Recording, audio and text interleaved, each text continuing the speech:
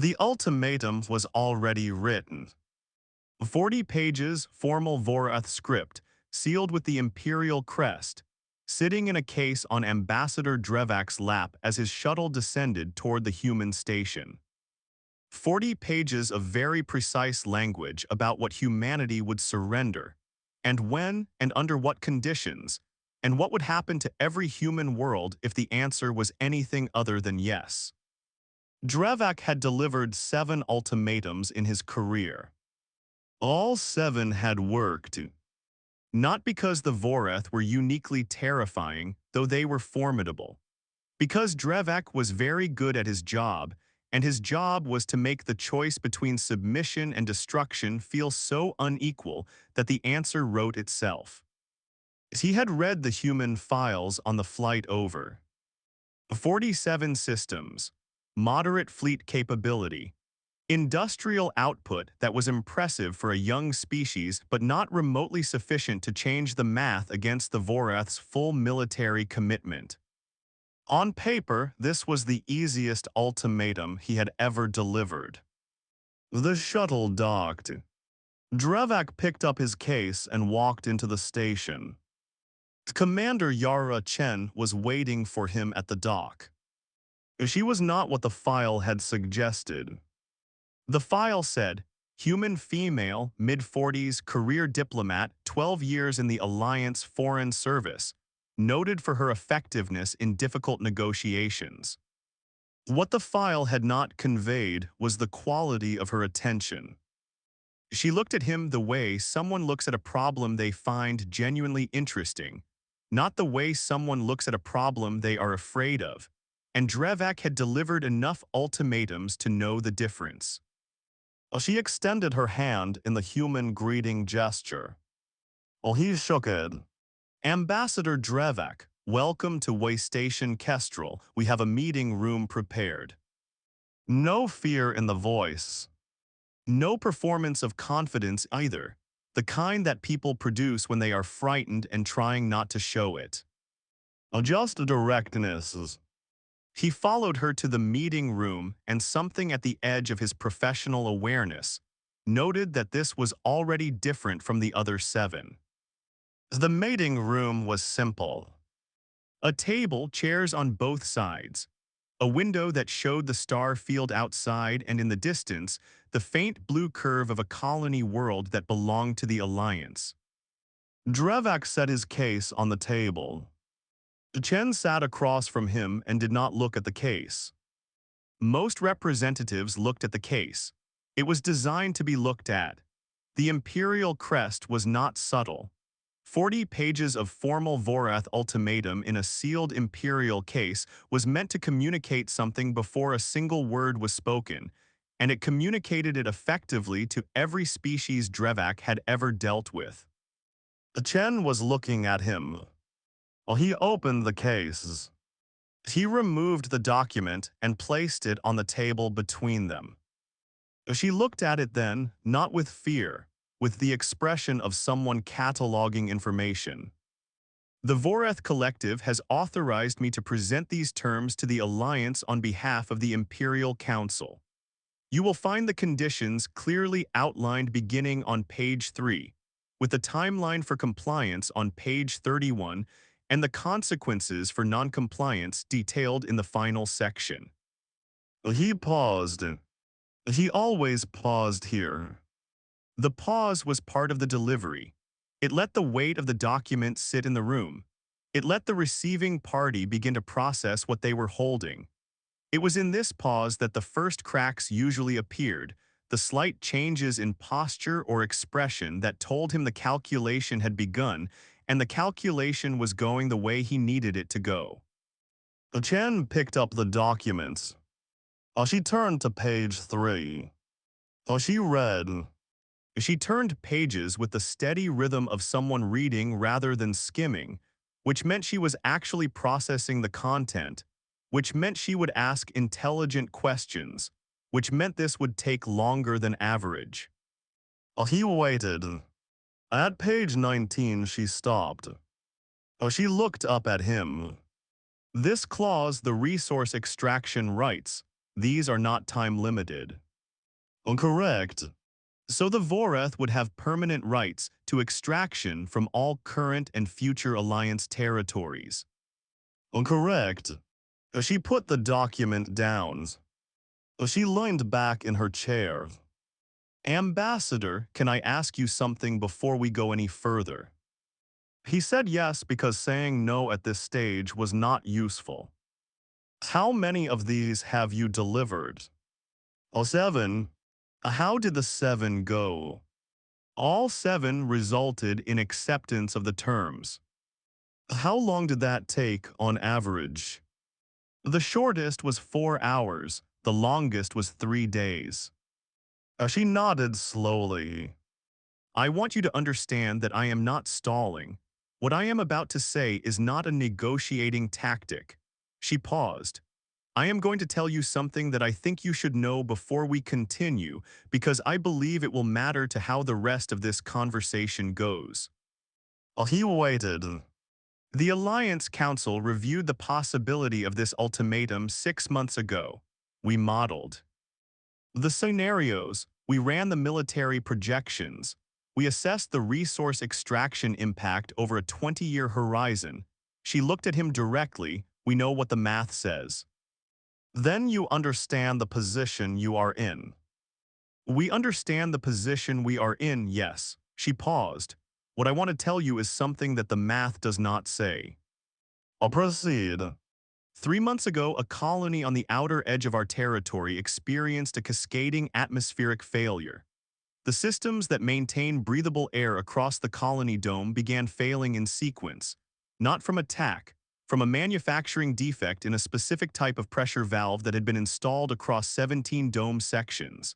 She paused. 400,000 people, dome failure, no external rescue capability that could arrive in time. He said nothing. She continued. Our engineering teams worked for 72 hours without stopping, not because they were ordered to, because 400,000 people were running out of air and the engineers knew how to fix it, and so they fixed it. One of the lead engineers, a woman named Dr. Priya Mehta, was working on a valve replacement in Section 9 when her oxygen supply failed. She finished the repair, then she lost consciousness. Her team got her out, the dome held. She paused. Dr. Mehta spent 4 days in medical recovery. When she came out, the first thing she asked was whether the Section 9 repair had held. Drevak said, "Why are you telling me this?" Chen said, "Because the ultimatum on this table is built on a specific kind of math. Fleet numbers, industrial output, resource projections." She looked at him. That math is correct. She paused. But the math does not have a variable for Dr. Priya Mehta finishing the repair before she loses consciousness. It does not have a variable for what humans do when 400,000 of their people are running out of air. She paused. And if you are going to make a decision about the Vorath's relationship with humanity based only on the math in that document, I think you are missing something important. The room was quiet. Drevak looked at her. He had delivered 7 ultimatums. In all 7, the receiving party had eventually done the same thing. They had looked at the math and they had accepted that the math was the reality and they had worked within the math. None of them had told him a story about an engineer finishing a repair before losing consciousness. The story is affecting. He meant it neutrally. He meant, I understand why you told it. I am not certain what you expect it to change. She seemed to understand what he meant. I am not telling it to affect you emotionally. I am telling it because it is data that the document on this table does not contain and that I think is relevant to your assessment. She paused. You have spent your career delivering ultimatums based on military and economic math. That math is real. She paused. But there is another kind of math, the kind that tells you what a species will do when the calculation says they should stop and they do not stop. She looked at him. That math matters too. And I do not think the Vorath have run it for us. Drevak spent the next 2 hours listening. This was not his standard approach. His standard approach was to present the document, allow the receiving party time to process it, answer clarifying questions about the terms, and manage the transition from the initial shock to the eventual acceptance. He was good at that transition. He knew which arguments to counter and which to let sit. He knew when to be patient and when to introduce the specific details about consequences that tended to accelerate the process. He was not managing a transition right now. He was listening. Not because Chen was threatening him, she was not threatening anything. She was describing things. She described the Kepler station engagement, which he knew from the military files, and she described it differently from the military files. The files described force numbers and engagement geometry and outcome. She described what the Alliance commander had been thinking in Hour 3 after losing her second in command and what she had decided, and what the decision had cost her personally and what it had produced tactically. She described the solar program. He had read about the hearth in the briefing materials. She described what it had taken to build it, not the engineering, the people, the 22 months, the arguments and the redesigns, and the engineer who had worked through the night on something everyone said was not worth pursuing. She described a Keth research station where an incident report had been filed after 11 days of studying a human subject's pain response. She had a copy of the report. She slid it across the table. He read the summary section. He read it again. He put it down and looked at the window, at the star field, at the faint blue curve of the colony world. I am not a T. Ling you that we cannot be defeated, we can be. The math in that document is real. She paused. I am telling you that the cost the math does not account for is significant, and I am telling you that the Voreth will pay it if this goes the direction the ultimatum is designed to go. She looked at him. I am telling you that because I think you should know it before you leave this room. You are trying to change my recommendation. I am trying to give you complete information. She paused. What you do with it is your decision. My recommendation will be delivered to the Imperial Council regardless of this conversation. The Council makes the final determination. I know, she looked at him steadily. I am not talking to the Council. I am talking to you. He looked at the ultimatum document. 40 pages, precise language. 7 times it had produced the intended result. He thought about Dr. Priya Mehta finishing a repair before losing consciousness. He thought about an Alliance commander in Hour 3 of a battle she was losing, making decisions that his models had not predicted. He thought about an incident report filed after 11 days, because a research team did not have the variables for what they had observed. He thought about the math he had been running for 30 years, and the math that Chen was describing and the gap between them. He was a very good diplomat. He had built his career on knowing the complete picture of a situation. He was looking at the complete picture of this situation and noticing, for the first time, that the picture he had brought into the room was missing a significant portion of itself. What do you want from this conversation? I want you to leave this room with accurate information about what engaging humanity in the manner this document describes will actually cost the Voreth. She paused, not the math in the document, the math in the math. And if my recommendation to the Council does not change, then it does not change, she paused, but I want it to be an informed recommendation. What does informed look like to you? It looks like you understanding that the incident report you just read was filed not because something went wrong, but because the research team could not categorize what they observed within their existing frameworks. She paused. An engineer finishing a repair before she loses consciousness is not in any framework for how species behave under pressure. She paused, not because it is impossible, because it is not what other species do. She looked at him. We do it routinely. That is data. And the Voreth do not currently have it in their models. He looked at the document again. Walk me through the Kepler engagement. Not the military files version. The version Chen had described. It's the version with the commander in Hour 3. She walked him through it. Then he asked about the solar program. She walked him through that too. He asked questions. Good questions, the kind that showed he was not just listening but processing and testing. She answered them without embellishment, without the emotional framing that he had initially expected, with the same directness that had characterized everything since he walked in. At some point, the meeting that had been scheduled for 2 hours became a conversation that neither of them was tracking the time on. He asked about the colony dome failure. She described it in more detail than she had initially. He asked about Dr. Mehta specifically, not because the story was affecting him, or not only because of that, because the story contained a data point that his models did not have a variable for, and he wanted to understand the data point more precisely.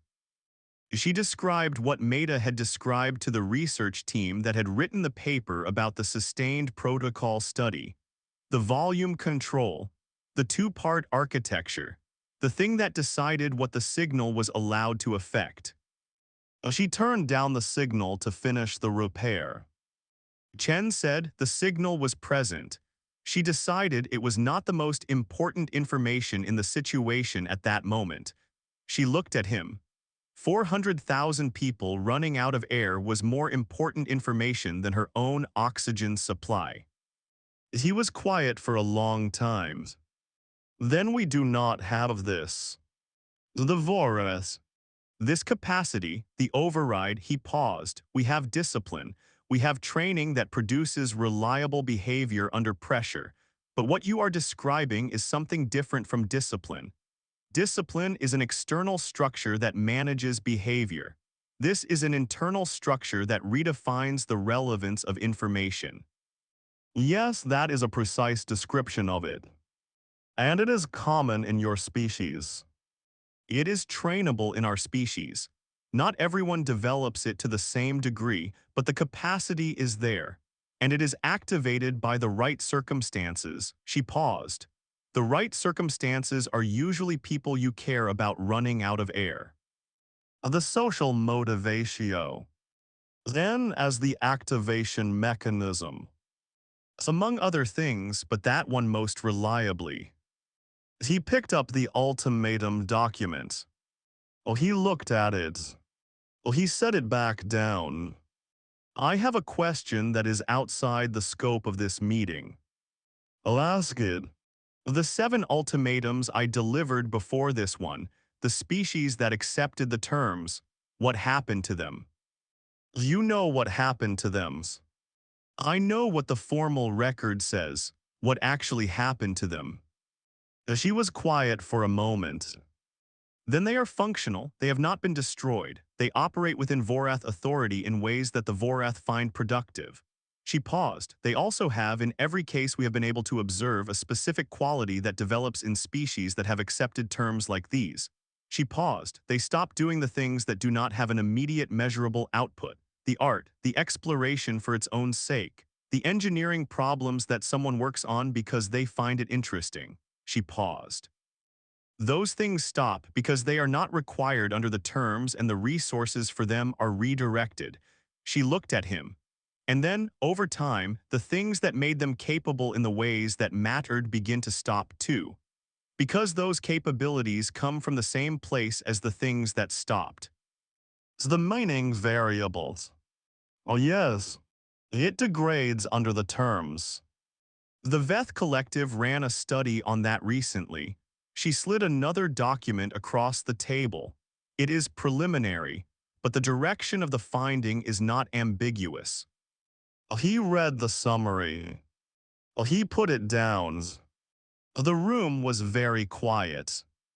Outside the window, the star field was unchanged. The colony world was still there, still faintly blue, still full of people who did not know that an ultimatum had been delivered to a meeting room on this station. Drevak said, "What do you want the Vorath to understand?" That the calculation is incomplete, that the math in the document you brought is real, but it is not the whole math. she paused, and that there are outcomes available in this situation that are not on the table right now because the Voreth has been operating on the assumption that the math in the document is sufficient. She paused. It is not sufficient, not for us. What outcomes are you proposing? I am not proposing outcomes, I am giving you information. She paused. You are a diplomat, you know what information is for. You want me to go back with a different picture. I want you to go back with the complete picture. She paused. What you do with it is your decision. He looked at her for a long time. Then you have done this before. Had a conversation like this one. Given someone information and let them decide what to do with it. He paused, without trying to control the outcome. I try to give people accurate information and then respect that they are the ones who have to make the decision. She paused, trying to control outcomes past a certain point stops working anyway. She looked at him. People make better decisions when they understand the situation fully. My job is the situation, the decision is yours. Most diplomats want to control the outcome. Most diplomats are working on shorter timelines. She paused. I am interested in what this relationship looks like in 20 years, 50. Controlling the outcome today and having it collapse in 5 years is not a good outcome. She looked at him. I would rather give you what you need to make a good decision now.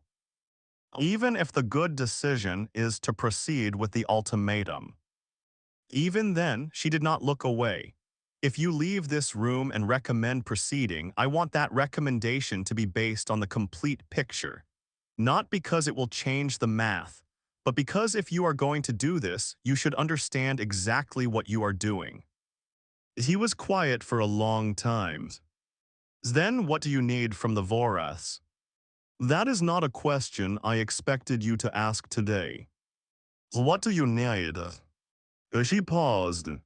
Then not to be resource colonies.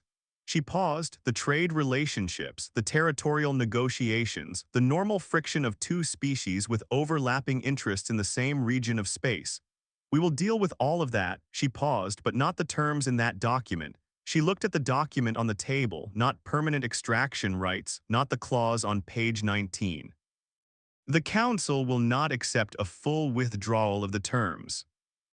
I know, she paused. I am not asking for a full withdrawal. I am asking you to take the complete picture back to the Council and let them decide what they want to do with it. And the complete picture includes what the math says and what the math does not say. She paused, Dr. Mehta finishing the repair. The incident report that had to be filed because the research team did not have the variables. The commander in hour 3, she paused, and this conversation, she looked at him. What you observed in this room today is also data. What did I observe in this room today? A species thaw. T was given an ultimatum and spent the time explaining itself rather than arguing about the terms. She paused. That is unusual. It is not a negotiating tactic. It is what we actually are. He looked at the document. He looked at her. I will take the complete picture back. That is all I am asking. I cannot promise the Council's decision. I know, she paused. I am not asking for a promise. I am asking for accurate information to reach the people who need it. She looked at him. The rest is not mine to control. He picked up the document. He put it back in the case. He closed the case. This conversation was not what I expected. What did you expect? Arguments about the terms, offers of partial compliance, assessments of our military capability designed to create doubt about the math. He paused. I have had that conversation 7 times. Did it feel useful? He thought about it. It felt like the conversation I was designed to have. He paused. This felt like a different kind of conversation. Yes. He picked up the case. He stood. Can I ask you one more thing? Yes. When you decided to spend this meeting giving me information rather than arguing about the terms, when did you make that decision? Before you arrived, and you knew what I was bringing. I knew what was in the case, yes, she paused. I had 6 months to think about how to respond to it. And you decided on information. I decided that the people making the decision about humanity needed to understand humanity. She paused. Not the file, not the fleet numbers, she looked at him. Us, she paused. You cannot make a good decision about people based on a document that does not contain what makes them what they are. The meaning variables. Oh yes. As he looked at her one more times. I will be in contact. We will be here. He walked out. He walked back to the shuttle with the case under his arm and the star field visible through the station windows, and the faint blue curve of the colony world in the distance, and the weight of a conversation that had not gone any direction he had planned for. On the shuttle, he opened his notes. He had been taking notes for 20 minutes in the middle of the conversation without fully registering that he was doing it. As he looked at what he had written, the volume control, the two-part architecture, Dr. Mehta and the Section 9 repair, the variables the document did not have. He looked at the case on the seat beside him. He looked at the colony world until it was too small to see. Then he opened a new document and began writing the report he would deliver to the Imperial Council. It was going to be longer than any report he had written before. It was also going to be different. Not because he had decided on an outcome, but because he had been given the complete picture. And the complete picture, it turned out, was considerably larger than the 40 pages in the case. It always had been. He had just never met someone who took the time to show him that before. If this story gave you that feeling, the quiet, specific satisfaction of watching someone change a room not by fighting what was in it, but by filling it with something more true, then this channel is exactly where you belong. Every week we bring you HFY science fiction that finds what humanity actually is. Not the fleet numbers, not the industrial output, the thing underneath all of that, the thing that makes Dr. Mehta finish the repair, the thing that the incident report could not categorize, the thing that an ambassador carried back to his council in a report that was longer than anything he had written before. Subscribe right now, hit the bell. Share this story today with one person who needs to see it. We are still here. We are still giving people the complete picture. We are always still here. The report Drevak wrote took 4 days. Not because he was slow. He was not slow. In 30 years of imperial diplomatic service, he had filed hundreds of reports, and he was efficient and precise, and his reports were known in the council for their clarity. This one took 4 days because every time he thought he had said the important thing, he found something more important underneath it. The first version was 12 pages and covered the meeting factually and assessed Chen as a skilled diplomatic operative, and recommended a review of the terms before resubmission. He read it back. He deleted it. He started again. The second version was 22 pages and included the Kepler engagement analysis and the solar program background and a section on the Veth incident report. It recommended a pause in the ultimatum process pending further assessment of the human capability profile. He read it back. It was accurate, it was thorough. It was still missing something. He sat in his cabin with the star field outside the window and thought about what Chen had said about the meaning variable and what she had said about the 7 spec. These who had accepted the terms and what she had said about what happened to them over time. He thought about what she had not said. She had not made a threat, She had not argued about the terms. She had not told him the Voreth would lose. She had not claimed that the math was wrong. She had given him information and let him decide what to do with it. He thought about that choice, the choice to give information rather than argue, to trust him with the complete picture and then step back. In 30 years of imperial diplomatic service, no receiving party had made that choice before. They had argued, they had threatened, they had tried to create doubt, they had submitted with varying degrees of grace or desperation.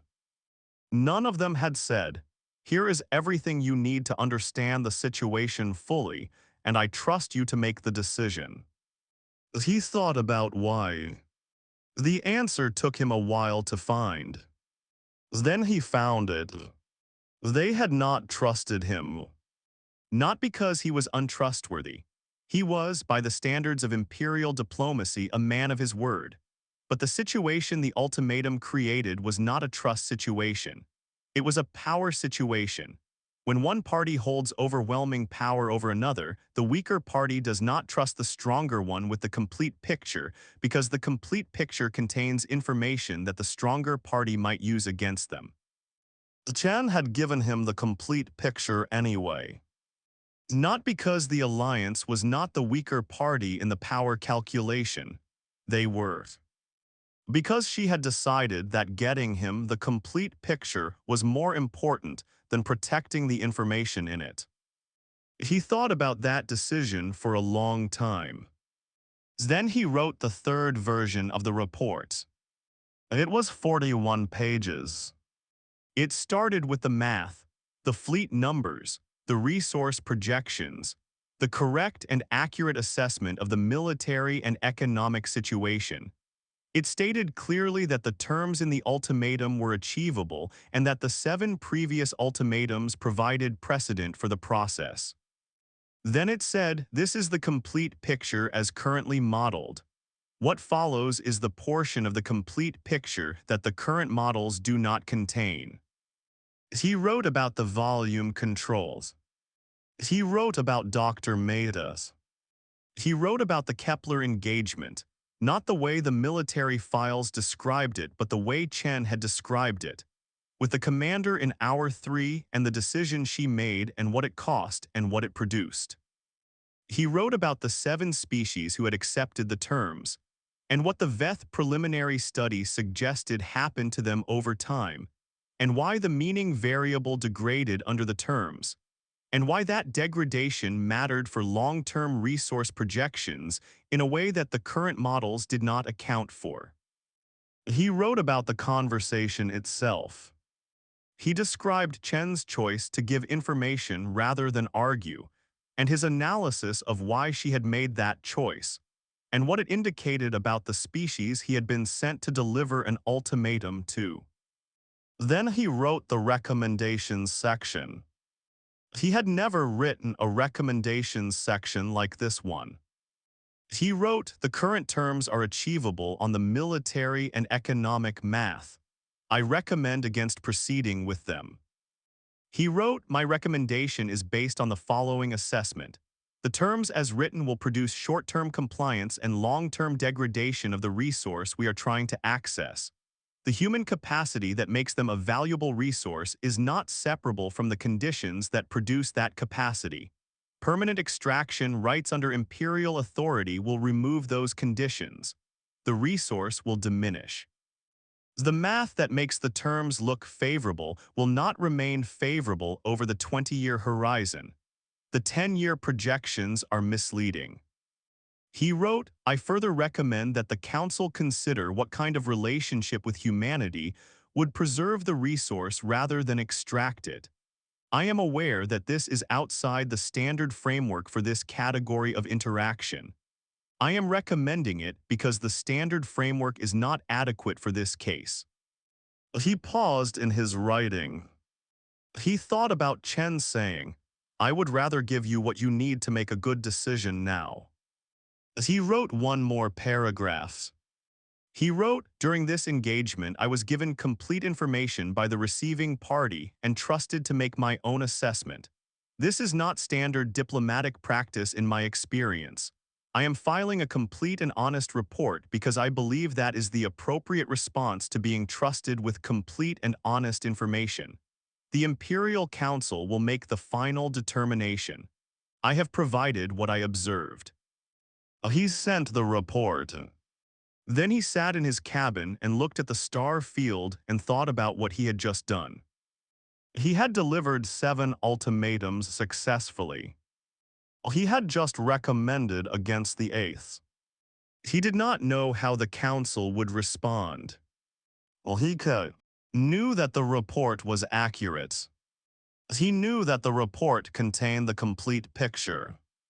He knew that the complete picture was what the council needed to make a good decision, whatever that decision turned out to be. That was what he had been sent to do. Get the right information to the right people. For the first time in 7 ultimatums, he thought he might have actually done it. The council's response arrived 14 days later. It was not what the Imperial Diplomatic Corps expected. The council requested a second meeting with the alliance. Not to resubmit the terms, not to negotiate the terms, to discuss in the formal language of the Council's message the possibility of an alternative framework for the Vorath Alliance relationship. Drevak was assigned to lead the second meeting. He sent Chen a message through the diplomatic channel. He wrote, "The Council has requested a second meeting. I will be attending." He paused in the message.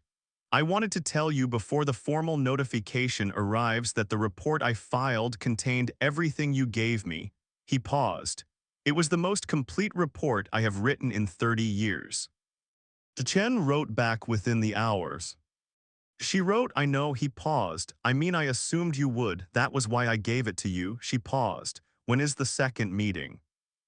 He wrote, 3 weeks. She wrote, "We will be ready." He wrote, "One more thing." He paused. "You said you decided before I arrived to spend the meeting giving information rather than arguing." He paused. "How did you know it would work?" She wrote back immediately. She wrote, "I did not know it would work." She paused. "I knew it was the right thing to do." She paused. "Those are not always the same." He read this twice. Then he wrote, "That is a very human distinction." She wrote, "Yes." She paused. "We find that it works out more often than not." He thought about 30 years and 7 ultimatums, and one conversation that had changed the direction of something significant. He thought about the complete picture and what it contained when you actually looked for it. He thought about Dr. Mehta and the Section 9 repair and 400,000 people running out of air and one engineer who decided the signal was not the most important information available at that moment. He thought, "I have been delivering the math for 30 years. He thought, "I do not think I had the complete picture until 3 weeks ago." He looked at the star field outside the cabin window. He started preparing for the second meeting. He had a great deal more to learn. If this story gave you that feeling, that quiet, powerful moment when Drevak wrote, "I am filing a complete and honest report, because I believe that is the appropriate response to being trusted with complete and honest information," then you understand exactly what this channel is made of. Every week we bring you the best HFY science fiction. Stories about what humanity is when someone looks carefully enough. Stories about the complete picture and what it contains. Stories about the decisions that are right even when you do not know if they will work. Subscribe right now, turn on the bell, share this today. We are still here. We are still giving people the complete picture. We are always still here. The second meeting happened on a different station. Neutral ground this time, neither Alliance nor Vorath territory. A diplomatic facility at the edge of the contested region that had been sitting mostly unused for 11 years, because the situations that required neutral ground were rare. This situation required neutral ground. Drevak arrived first. He walked through the facility checking the meeting room configuration, which was what he always did before a significant meeting. Old habit. He was looking at the chairs when Chen arrived.